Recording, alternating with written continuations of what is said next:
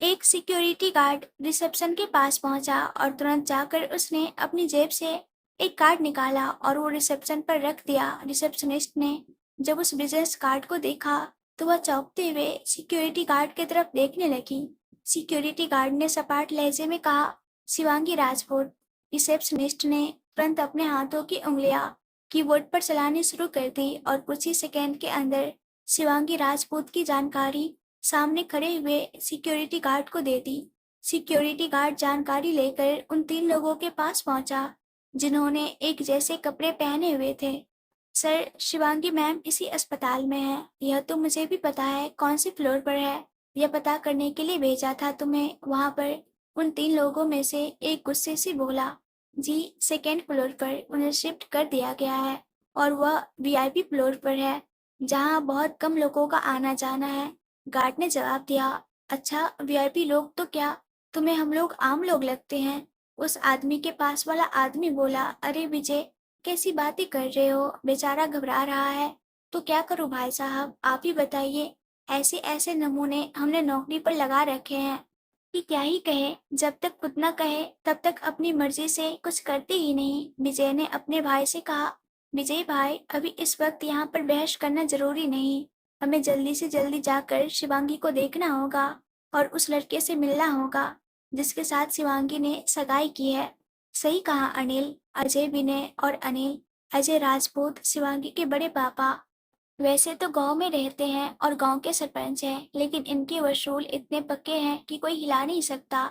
अपने वसूल इन्हें खुद की जान से ज्यादा प्यारे हैं। कहने के लिए अजय राजपूत आज के जमाने के हैं, पर सोच उनकी वही पुरानी कि लड़कियां घर के बाहर कदम नहीं रख सकती, अपनी मनपसंद के लड़के से शादी नहीं कर सकती, लड़कों के साथ दोस्ती नहीं रख सकती। विजय राजपूत शिवांगी के पापा कहते हैं, बेटियां माँ से ज्यादा अपने पिता की लाडली होती हैं। पर यहाँ तो बिल्कुल उल्टा है। यहाँ पर शिवांगी अपने पिता से ज्यादा अपनी माँ की लाडली है। और आज शिवांगी अगर मुंबई में है तो सिर्फ अपनी माँ की जिद की वजह से, क्योंकि वो चाहती थी शिवांगी अपने पैरों पर खड़ी हो और कुछ करे। विजय राजपूत ने अपनी बेटी को भेज तो दिया, लेकिन बंदिशें लगानी उन्होंने बंद नहीं की। इनका खुद का अपना बिजनेस है। दिल्ली, मुंबई, पंजाब, हरियाणा, कई जगह पर उनकी खुद की ब्रांच है। लेकिन फिर भी शिवांगी ने उनकी कंपनी में नाकाम करके कोई और कंपनी चुनी जो कि उनको बिल्कुल भी पसंद नहीं आई। अनिल राजपूत शिवांगी के चाचा, इन्हें तो बस हाँ में हाँ मिलाने के लिए रखा गया है। जो इनके बड़े भाई अजय राजपूत और विजय राजपूत कहे, उनके लिए वही पत्थर की लकीर है, चाहे वो गलत हो या फिर सही। अपने एक खास आदमी को लेकर वो तीनों एक साथ शिवांगी के फ्लोर पर आ पहुंचे। बाकी के सिक्योरिटी गार्ड सब नीचे खड़े हुए थे। जैसे ही अजय जी, विजय जी और अनिल जी तीनों एक साथ लिफ्ट की मदद से उस फ्लोर पर पहुंचे तो उन्होंने देखा कि वहां का कॉरिडोर पूरी तरह से सिक्योरिटी गार्ड से भरा हुआ था। तीनों एकदम हैरान थे। उन्हें नहीं पता था कि अस्पताल में कोई और भी था जो इतना वीआईपी था कि उसे सिक्योरिटी के लिए 24 घंटे जरूरत थी। अनिल अपने सबसे बड़े भाई अजय जी की तरफ देखते हुए बोला, अरे भाई साहब, हमें तो शिवांगी के बारे में बताया गया था, लेकिन देखकर लग रहा है कि हम लोगों से भी ज्यादा कोई पावरफुल शख्स यहाँ पर है। आपको क्या लगता है? मुझे तो कुछ और लग रहा है। बेवकूफ हो क्या? जो मुझे लग रहा है और तुम्हें अलग लग रहा है। जाकर पता करना होगा ना कि ये सिक्योरिटी एक पेशेंट की है या फिर किसी पेशेंट को देखने आने वाले की है। अजय जी ने कहा। विजय जी ने तुरंत अपने असिस्टेंट जो उन तीनों के साथ आया हुआ था, उसने कहा, अभी के अभी जाकर पता करो कि ये सिक्योरिटी गार्ड किसकी है। असिस्टेंट तुरंत आगे गया और सबसे पहले मौजूद सिक्योरिटी गार्ड से पूछने लगा, हेलो सर, मेरा नाम अरविंद राठौर है। क्या आप बता सकते हैं कि आपके ऑनर का क्या नाम है? सिक्योरिटी गार्ड ने असिस्टेंट की तरफ घूर कर देखा। असिस्टेंट को ऊपर से नीचे तक देखते हुए सिक्योरिटी गार्ड ने कहा, जेल से एक बहुत बड़ा कैदी जख्मी हो गया है जिसे इस वक्त इस अस्पताल में इलाज के लिए लाया गया है और हमें उस पर ही नजर रखने के लिए रखा गया है। और कुछ पूछना है? असिस्टेंट ने तुरंत नाम में सर हिला दिया। गार्ड से सब कुछ पूछने के बाद अरविंद तुरंत तीनों भाइयों के पास आया और रिस्पेक्टफुली आकर बोला, सर, जेल से एक बहुत बड़ा कैदी जख्मी हो गया है। यह सिक्योरिटी उसी कैदी के लिए है। चलो फिर, हम लोगों को तो शिवांगी से मिलना है और जल्द से जल्द उसे यहाँ से लेकर जाना है। विजय जी अजय जी की बात सुनकर बोले, भाई साहब शिवांगी को क्या दिल्ली लेकर जाएंगे? बिल्कुल नहीं, दिल्ली नहीं, शिवांगी हमारे साथ गांव में ही जाएगी। बहुत कर ली तुमने और तुम्हारी पत्नी ने अपनी मनमानी। तुम्हारी पत्नी के कहने पर हमने उसे मुंबई आने की इजाजत दी थी। देख लिया ना अकेले मुंबई भेजने का नतीजा। अब चुपचाप उसे हमारे साथ गांव जाने दो और जहाँ उसकी सगाई हुई है वहाँ अब उसे दुल्हन बनाकर विदा करो। अजय जी ने सपाट लहजे में अपना फैसला विजय जी को सुना दिया। विजय जी ने कुछ नहीं कहा, उन्होंने अपना चेहरा नीचे झुका लिया। दूसरी तरफ शिवांगी के कमरे में शिवांगी को होश आ चुका था और इस वक्त वो वहां से भागने की फिराक में थी, लेकिन उसकी यह कोशिश नाकामयाब थी क्योंकि मदद करने के लिए उसके पास कोई नहीं था। शिवांगी घूर घूर कर अपने सामने बैठी हुई दो लड़कियों को देख रही थी जो आराम से फोन पर गेम खेलने में बिजी थी और साथ ही साथ पास में रखे हुए बॉल से कुरकुरे खा रही थी। उन दोनों को देखकर उसे बहुत गुस्सा आ रहा था। दांत पीसते हुए वो बोली, कैसी दोस्त हो तुम लोग? तुम लोगों को जब दीदी ने बता दिया है कि हालत कैसे है तो तुम मुझे यहाँ से जाने क्यों नहीं दे रही? अपने हाथ में पकड़े हुए कुरकुरे के पैकेट को टेबल पर रखते हुए रागनी खड़ी हो गई।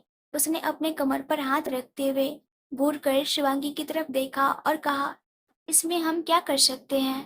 हम तो तुझे यहाँ से ले जाना चाहते थे लेकिन डॉक्टर ने मना कर दिया, पर फिर भी हम जबरदस्ती कर रहे थे पर तुम्हारे ही मंगेतर ने मना कर दिया।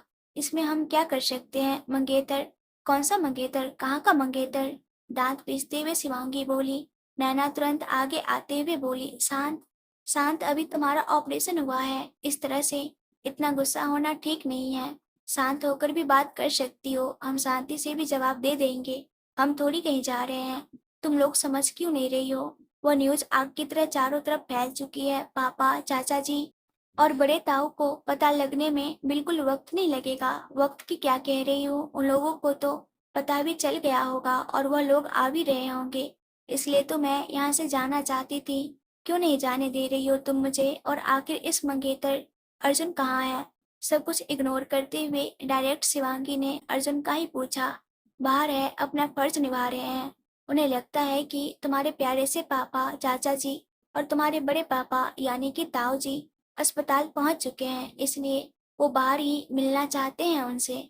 रागनी ने कहा, क्या क्या कह रही हो? पागल हो गई हो क्या? और कहाँ है वो? उनका दिमाग खराब हो चुका है। आखिर वो क्यों बीच में आ रहे हैं जबकि उनका कहीं भी नाम पता नहीं है? यह तो वह जाने, मैं क्या कह सकती हूँ इसमें? रागनी मासूम सा बनते हुए बोली। शिवांगी ने अपना चेहरा दूसरी तरफ घुमा लिया। उसे दूसरी तरफ देखता हुआ देखकर रागनी और नैना वापस से आकर सोफे पर बैठ गई और फिर से कुरकुरे का मजा लेने लगी। शिवांगी ने उन दोनों की तरफ देखा और मन में सोचा, यह लोग तो पागल ही हो चुके हैं। और यह अर्जुन सर को क्या हो गया है? वह क्यों मेरे मैटर में आ रहे हैं? उन्हें हमारे घर के बारे में कुछ पता नहीं है और अगर चाचा जी या पापा जी या फिर बड़े पापा किसी ने भी देख लिया ना तो लेने के देने पड़ जाएंगे। सब मेरी ही गलती है। आखिरकार मैंने क्यों उनकी नकली मंगेतर बनने का ऑफर एक्सेप्ट किया?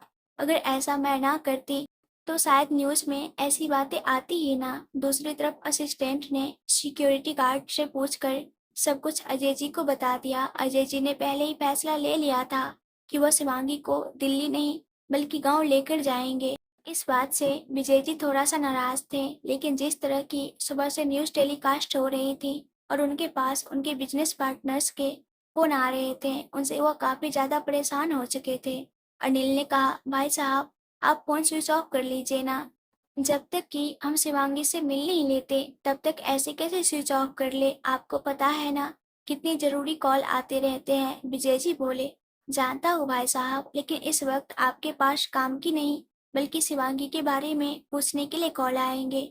अभी तक मिस्टर कुलकर्णी का फोन नहीं आया है और आपको तो पता है कुलकर्णी जी को अगर शिवांगी की सगाई के बारे में पता चल गया तो क्या होगा? कुलकर्णी जी के साथ हमारे बिजनेस का रिश्ता सालों से चल रहा है।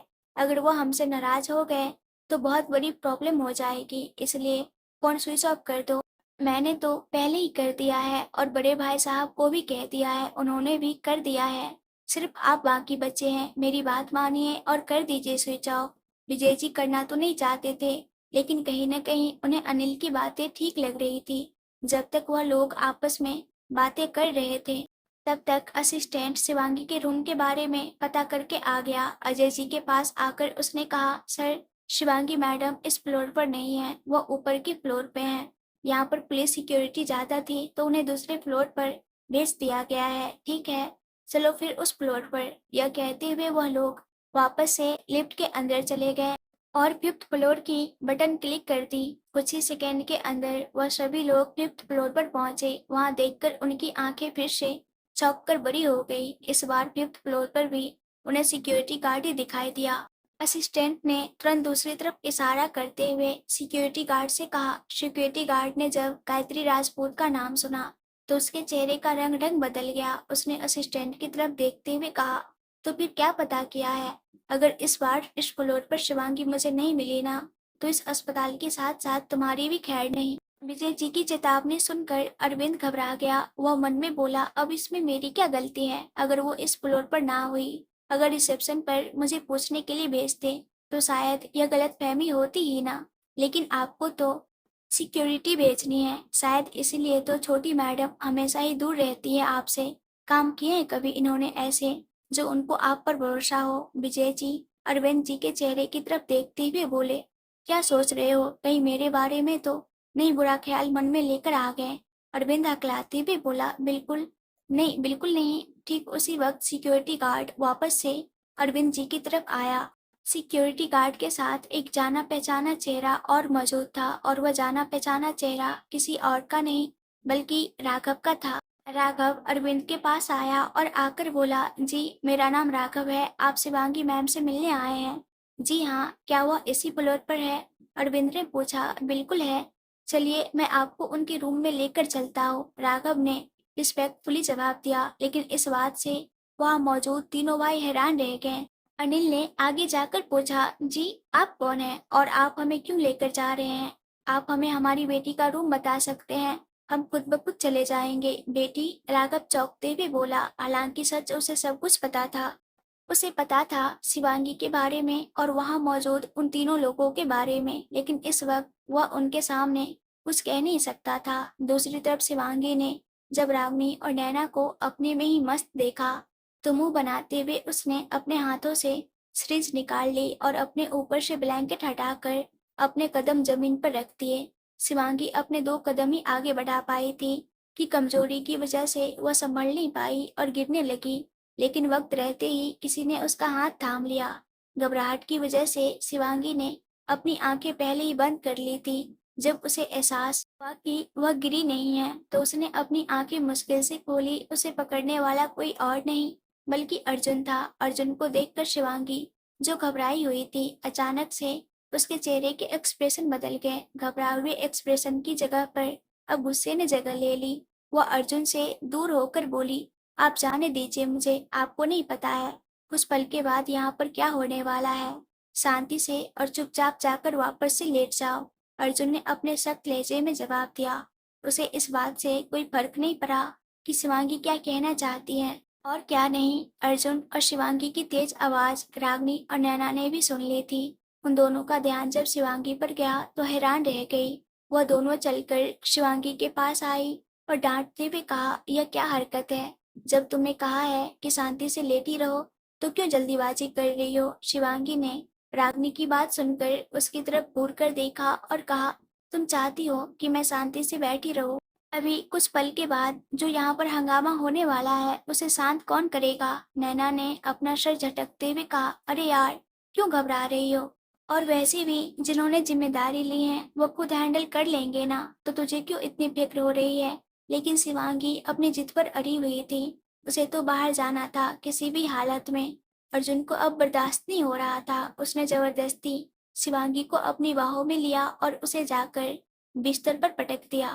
उसका ऐसा करना ही था कि ठीक उसी वक्त अचानक से कमरे का दरवाजा खुला और 4 से 5 लोग उस कमरे के अंदर आए। उन लोगों ने जब शिवांगी को किसी और की बाहों में देखा और उसे शिवांगी को बिस्तर पर लेटाते हुए देखा तो उन तीनों की आंखों में अंगारे बरसने लगे। अजय जी आगे आकर बोले, क्या इस कारण मुंबई आई थी? और क्या लगा रखा है तुमने यहाँ पर? तुमने कहा था कि तुम अपनी पहचान छुपाकर काम करना चाहती हो, क्या ऐसे पहचान पाना चाहती थी तो किसी को भी तुम्हारे बारे में नहीं पता था, लेकिन आज हर कोई जानता है तुम किसकी बेटी हो।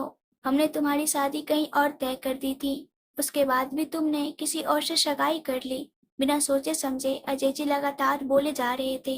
उन्हें कोई फर्क नहीं पड़ रहा था कि उस वक्त कोई वहां था या फिर नहीं, उन्हें तो बस शिवांगी को डांटना था। शिवांगी ने चौंकते हुए सामने देखा, उसे जैसे कि पहले ही उम्मीद थी कि कुछ ऐसा ही होने वाला है। वह घबराते हुए उठने लगी, लेकिन अर्जुन ने उसे घूर कर देखा और कहा, मैंने कहा ना, शांति से वहीं बैठी रहो। अगर हिम्मत भी की ना तुमने, मुझसे बुरा कोई नहीं होगा। अर्जुन की गुस्से भरी आवाज सुनकर शिवांगी की हिम्मत भी नहीं हुई कि वह अपना एक कदम भी जमीन पर रखे। अपने आंखों के सामने शिवांगी को किसी और की बात मानता हुआ देखकर अजय, विजय और अनिल जी तीनों गुस्से से अर्जुन की तरफ देखने लगे। अर्जुन को देखकर उनकी आंखों में एक अलग से कंफ्यूजन दिखाई देने लगी। विजय जी आगे आए और कहा, तुम होते कौन हो मेरी बेटी पर ऑर्डर जमाने वाले? देखिए सर, इस मामले में आपका कोई लेना देना नहीं है। इस वक्त शिवांगी की तबीयत ठीक नहीं है और मैं नहीं चाहता कि किसी के लिए वह इतनी चिंता लेकर बैठे और उसकी तबीयत खराब हो। अर्जुन ने कहा, किसी के लिए? तुम जानते भी हो हम है कौन, और तुम बिना जाने पहचाने हमें किसी के लिए का टैग दे दिया। विजय जी बोले, मुझे कोई शौक नहीं है आप कौन है और कौन नहीं, लेकिन इस वक्त शिवांगी को आराम की जरूरत है, इसलिए अच्छा रहेगा कि आपको जो बात करनी है, जिससे मिलना है, बाहर जाकर मिल सकते हैं। जो कुछ तमाशा करना है बाहर जाकर कर सकते हैं। इस वक्त इस रूम में तमाशा करना अलाउड नहीं है। अर्जुन राघव की तरफ देखा और कहा, राघव लेकर जाओ इन लोगों को यहाँ से। शिवांगी हैरान होकर अर्जुन को देख रही थी। उन हैरानी वाली नजरों में नैना और रागनी की भी थी। उन्होंने भी कभी अर्जुन से ऐसे होने की उम्मीद नहीं की थी। उन्हें विश्वास नहीं हो रहा था कि अर्जुन किसी और से नहीं बल्कि शिवांगी की फैमिली वालों से ही इस तरह से बात कर रहा है, लेकिन उसकी कुछ भी कहने की हिम्मत नहीं हो रही थी। विजय जी ने शिवांगी की तरफ गुस्से से देखकर कहा, मुझे भाई साहब की बात पहले ही मान लेनी चाहिए थी। तुम्हारी माँ की बात मानकर तुम्हें इस मुंबई की महानगरी में भेजना ही नहीं चाहिए था। क्या तुम्हें हमारे घर के नियम पता नहीं थे, जो तुमने अपनी मर्जी से किसी और से सगाई कर ली? और कौन है यह लड़का जो इतना हक जमा रहा है और हम लोगों को तुमसे मिलने भी नहीं दे रहा? पापा, वो लेकिन शिवांगी कुछ आगे कह पाती। अर्जुन ने बीच में आकर कहा, शिवांगी क्या करती है और क्या नहीं, इससे आपका कोई लेना देना नहीं है। अगर आपको कोई बात करनी है तो मुझसे कीजिए। अर्जुन बीच में आते हुए बोला। विजय जी इस बात से और ज्यादा गुस्से में आ गए।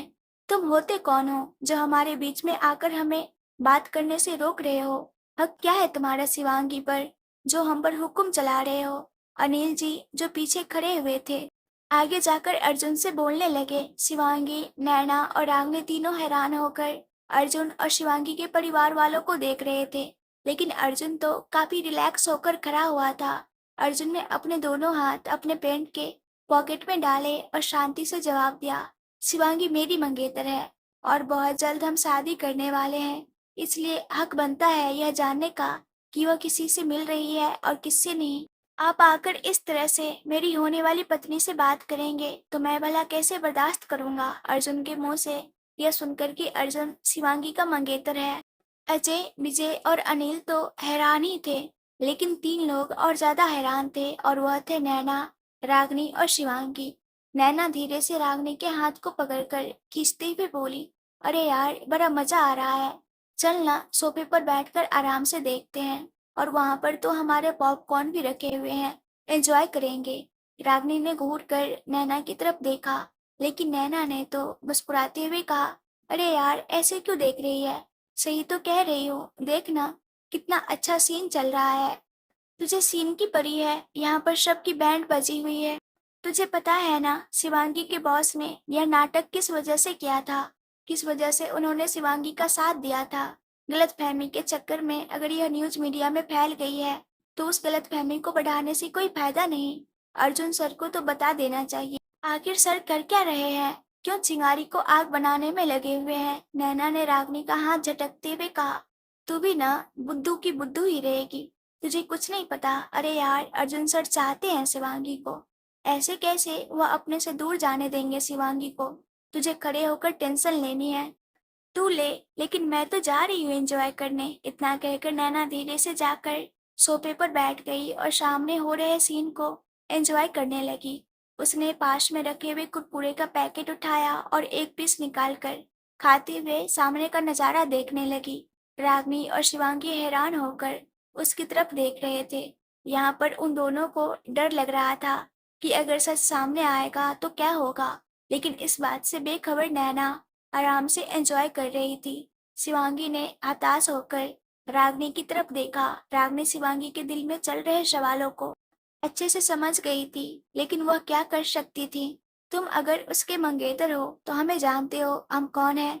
अच्छे से जानता हूँ मिस्टर विजय राजपूत, आप कौन है, क्या है और कैसे हैं। अर्जुन ने तंज भरी आवाज में कहा।